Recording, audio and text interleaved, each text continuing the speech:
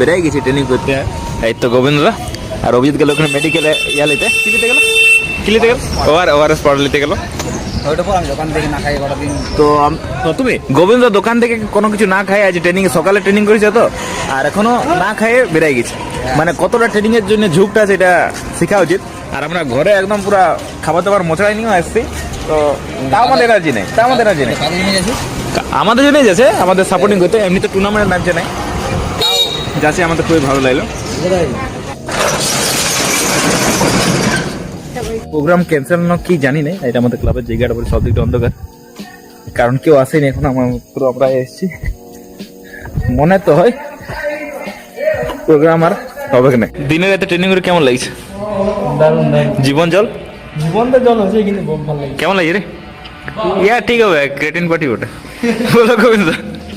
বড় কষ্ট আছে, কোনো কাজ নাই এখন, তো আমরা ফ্রি আছি সবাই।